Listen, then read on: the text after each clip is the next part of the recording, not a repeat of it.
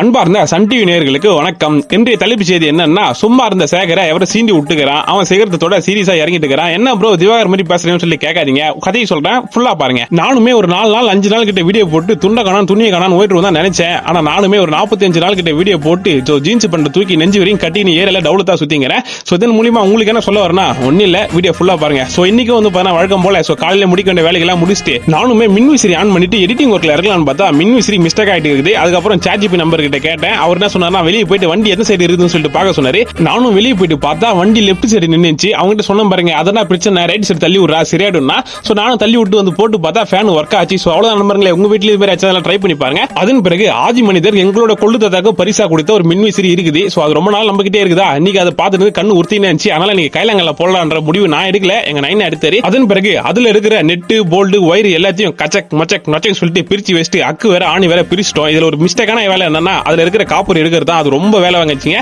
அதனால எங்க நைனா கிட்ட தள்ளி விட்டு சோ நான் மதிய வேலை சாப்பிடலாம் சொல்லிட்டு வந்து சாப்பிட்டு இருந்தேன். சாப்பிட்டு அப்புறம் ரொம்ப நேரமா முட்டை விட்டுனே இருந்தேன். சரி தூங்கிலாம் சொல்லிட்டு அருமையான ஒரு தூக்கத்தை போட்டு சரி சாயங்காலம் போல அந்த எடுத்தோம் இல்லையா, அது எல்லாத்தையும் போய் கைலங்கல்ல போற வேலை இருந்துச்சு. சோ நானும் ஹோட்டலும் போயிட்டு அங்க போயிட்டு எடையை போட்டு பார்த்தா பையன் 7 கிலோக்கு மேல ஏறவும் மாட்டான், ஃபுல் டயட்ல இருந்துக்கிறான் பல்து. சோ அதை விடுங்க, இந்த அண்ணனை பாருங்க, இந்த அண்ணன் பயங்கரமான ஸ்போர்ட்ஸ் பிளேயர் பல்து.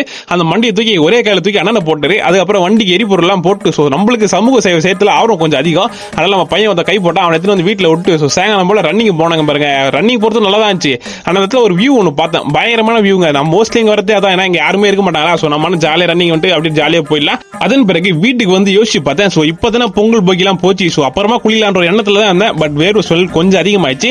அதுக்கப்புறம் ஒரு அருமையான ஒரு குளியில போட்டு சோ தூங்குறதுக்கு முன்னாடி மெடிடேஷன் பண்ணிட்டு தூங்கிட்டு நண்பர்களே. சோ இன்றைய விளையாட்டு செய்திகள் நிறைவடைந்து விட்டானே. சோ நாளைக்கு இன்னொரு வீடியோல வரேன். சோ சன் டிவி செய்திகளுக்காக சுகுமாரன் சர்ப்ரைஸ் பண்ணி விட்டுருக்கு சரியா.